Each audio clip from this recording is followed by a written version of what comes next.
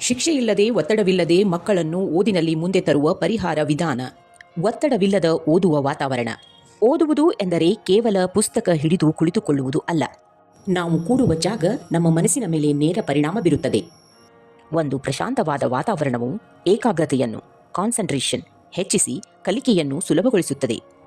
ಮೊದಲನೆಯದಾಗಿ ಸೂಕ್ತವಾದ ಸ್ಥಳದ ಆಯ್ಕೆ. Choose the right spot. ಅದು ಸ್ಥಿರತೆ ಇರಲಿ. ಪ್ರತಿದಿನ ಒಂದೇ ಸ್ಥಳದಲ್ಲಿ ಕುಳಿತು ಓದುವ ಹವ್ಯಾಸ ಬೆಳೆಸಬೇಕು. ಇದು ಮಗುವಿನ ಮೆದುಳಿಗೆ ಈಗ ಓದುವ ಸಮಯ. ಬೆಳಕು ಮತ್ತು ಗಾಳಿ. ನೈಸರ್ಗಿಕ ಬೆಳಕು ಇರುವ ಜಾಗ ಉತ್ತಮ. ಕಿಟಕಿಯ ಪಕ್ಕ ಕುಳಿತರೆ ತಾಜಾ ಗಾಳಿ ಸಿಗುತ್ತದೆ. ಇದರಿಂದ ಆಲಸ್ಯ ದೂರವಾಗುತ್ತದೆ. ಆರಾಮದಾಯಕ ಆಸನ. ತುಂಬಾ ಮೃದುವಾದ ಹಾಸಿಗೆಯ ಮೇಲೆ ಕುಳಿತು ಅಥವಾ ಮಲಗಿ ಓದಲು ಬಿಡಬೇಡಿ. ಅದು ನಿದ್ರೆ ತರಿಸಬಹುದು.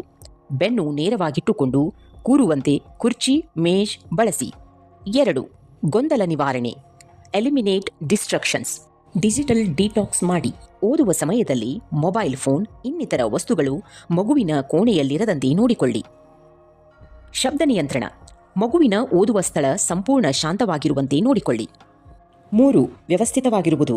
Stay organised. ಪರಿಕರಗಳ ಲಭ್ಯತೆ. ಓದಲು ಕೂರುವ ಮೊದಲು ಪೆನ್ನು, ಪುಸ್ತಕ, ನೀರು, ಸ್ಕೇಲ್ ಮುಂತಾದ ಅಗತ್ಯ ವಸ್ತುಗಳನ್ನು ಜೊತೆಯಲ್ಲಿಟ್ಟುಕೊಳ್ಳುವಂತೆ ನೋಡಿಕೊಳ್ಳಿ. ಪದೇ ಪದೇ ಎದ್ದು ಹೋಗುವುದರಿಂದ ಓದುವ ಸಂಪರ್ಕ ತಪ್ಪುತ್ತದೆ. ಶುಚಿತ್ವಕ್ಕೆ ಆದ್ಯತೆ. ಮಗುವಿನ ಮೇಜಿನ ಮೇಲೆ ಅಗತ್ಯ ವಸ್ತುಗಳು ಮಾತ್ರ ಇರಲಿ. ಅನಗತ್ಯ ವಸ್ತುಗಳು ಇರದಂತೆ ನೋಡಿಕೊಳ್ಳಿ.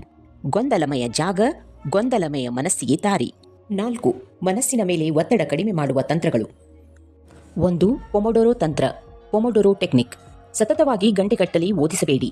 ಪ್ರತಿ 25-30 ನಿಮಿಷಕ್ಕೊಮ್ಮೆ 5 ನಿಮಿಷದ ವಿರಾಮ ತೆಗೆದುಕೊಳ್ಳಿ. ಇದು ಮಗುವಿನ ಮೆದುಳಿಗೆ ಆಯಾಸವಾಗದಂತೆ ತಡೆಯುತ್ತದೆ.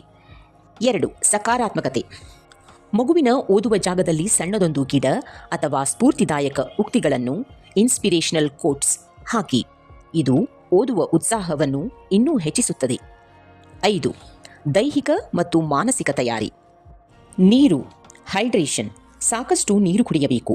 ಮೆದುಳು ಸರಿಯಾಗಿ ಕೆಲಸ ಮಾಡಲು ದೇಹಕ್ಕೆ ನೀರಿನಂಶ ಅಗತ್ಯ. ಆಳವಾದ ಉಸಿರಾಟ. ಓದಲು ಆರಂಭಿಸುವ ಮೊದಲು ಮಗುವಿಗೆ 2 ನಿಮಿಷ ಕಣ್ಣು ಮುಚ್ಚಿ ದೀರ್ಘವಾಗಿ ಉಸಿರಾಡಲು ತಿಳಿಸಿ. ಇದು ಮನಸ್ಸಿನ ಆತಂಕವನ್ನು ಕಡಿಮೆ ಮಾಡಿ ಓದಿನತ್ತ ಗಮನ ಹರಿಸಲು ಸಹಾಯ ಮಾಡುತ್ತದೆ.